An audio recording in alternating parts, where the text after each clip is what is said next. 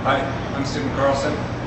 In this video, I'm going to show you how to replace a pilot assembly on a direct fired engineered air burner. You want to inspect that pilot assembly on an annual basis, just before heating season, to avoid any nuisance problems over the winter season. Many sizes of units, more or less the steps we're going to go through today are more or less the same for all sizes.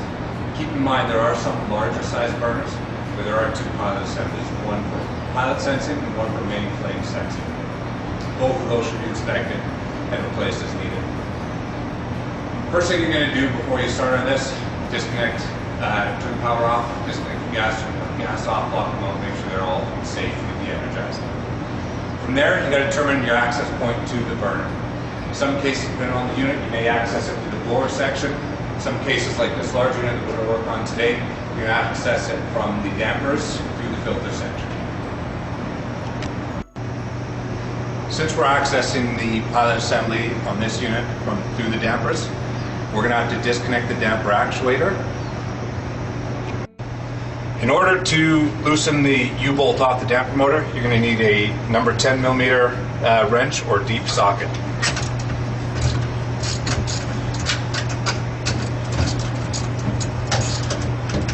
Once those loosen, we're going to go and open up the damper. Now I've got the dampers open here to access our pilot assembly right in here. So we have heat shrink on the wire connections that has to be cut to remove your wires. So just cut around the heat shrink on both sides, on both wires.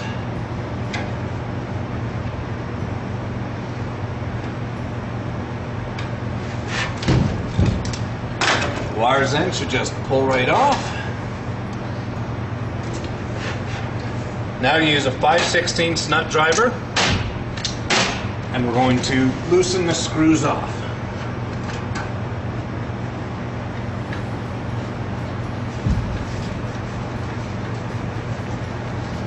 Some older equipment, the screws held in here are a Robertson screw. Newer units are using a 5/16 machine screw.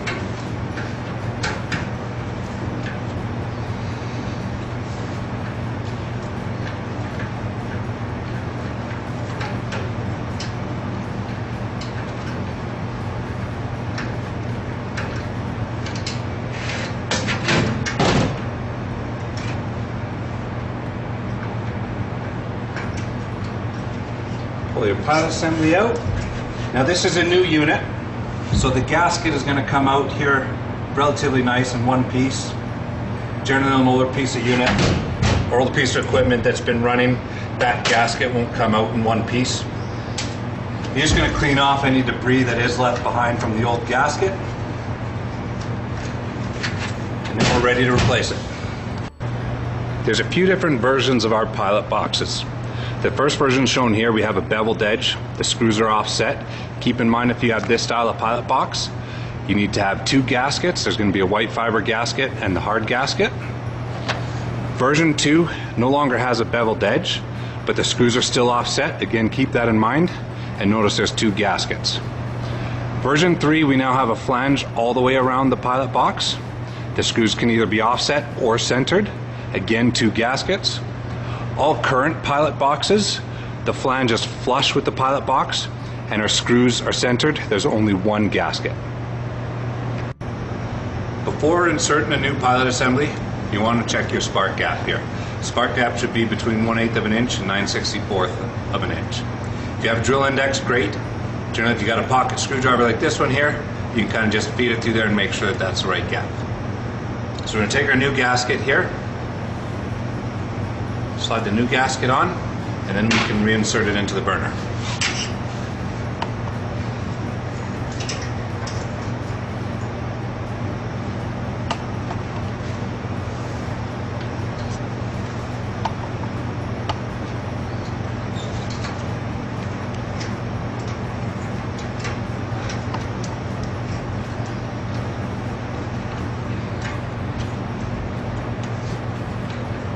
So you're just going to start your first screw. Get your second screw in to line it up. The reason you don't want to put the first one in and over tighten it is you can twist that pilot assembly and not get a good seat. So you're going to tighten the screws evenly, compress the gasket evenly, prevent from twisting the pilot assembly, get a good seal.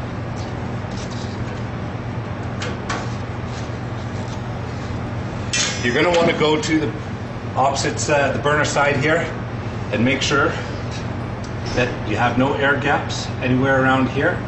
Recheck that pilot gap as well. So before I put the wires back on, I'm going to put a new heat shrink on that wire.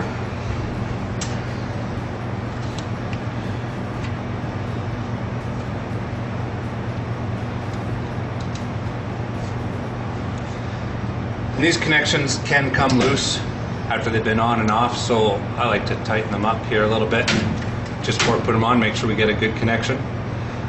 That's the reason we're using the heat shrink as well here, is to create a good connection here. You got a lot of air, dust, and humidity passing by this burner, passing by these connections that can cause issues, so we like to seal them up here. The bottom wire is your spark wire. The upper wire is your flame sensing wire. You're going to sleeve that heat shrink right up around the porcelain on the pilot assembly.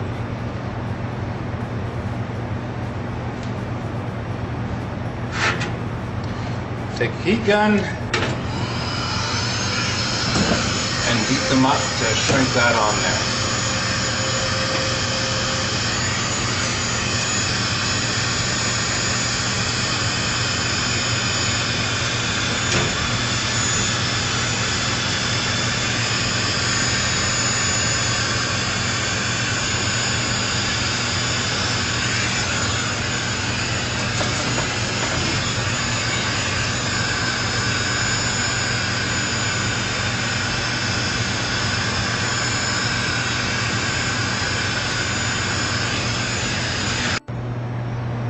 Now we've got our connections back on, heat shrink is all tight. Close up our dampers, retighten the damper actuator, energize the equipment, turn the gas back on, fire it up, and do a test operation.